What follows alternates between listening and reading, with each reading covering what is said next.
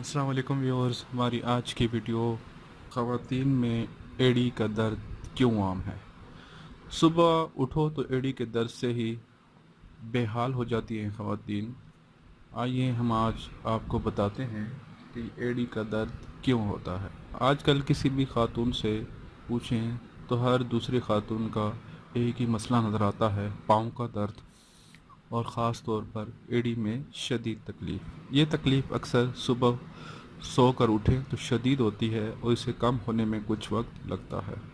इसलिए सुबह उठते ही इस पर वज़न ना डाला जाए तो बेहतर है। लेकिन सवाल ये है कि वो क्या वजूहात हैं जिनके बिना पर ये दर्द होता है।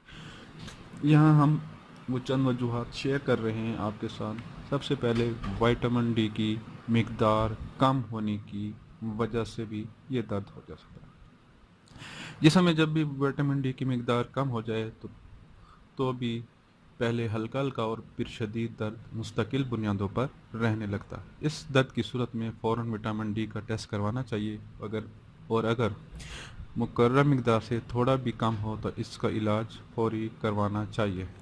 नंबर 2, मोटापे की वजह से जिस्म पर ज़्यादा वज़न के पास भी एड़ी का दर्द पनपता है, और अगर इसके होने की कुछ और भी वजूहात हों लेकिन वज़न की ज़्यादती की वजह से ये शदीद होता चला जाता है क्योंकि इस पर दबाव पड़ता है, और ख़ास तौर पर अगर आप इस हालत में बहुत देर खड़े रहें तो लाजमन ये दर्द शिद्दत इख्तियार कर जाएगा।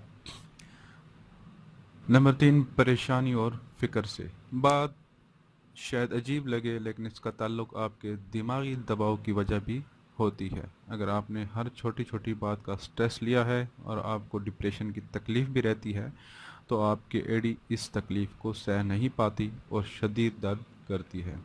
सबसे आखिर में नाजरीन, बहुत ही अहम यूरिक एसिड की मिकदार बढ़ने की वजह से भी ये दर्द आम है।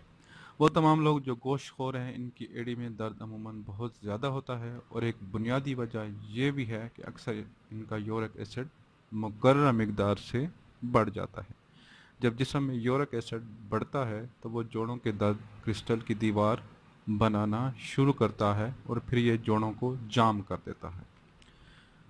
और सबसे आखिर में नाज़रीन, बहुत ही एक अहम, सही जूता ना पहनने की वजह से भी ये दर्द होता है। वो जूता जिसकी कोई शेप ना हो और वो बिल्कुल हमवार हो सतह से, इंतहाई नुकसानदेह है। ऐसा जूता मुस्तकिल बुनियादों पर आपके पाँव की साख्त भी ख़राब कर सकता है और दिगर ज़हनी और जिस्मानी तकालीफ का शिकार भी आप बन सकते हैं। तो जो नाजरीन, ये थी हमारी आज की वीडियो। देखते रहिए हमारा चैनल ज़रूर सब्सक्राइब करें और शुक्रिया। अल्लाह हाफिज़।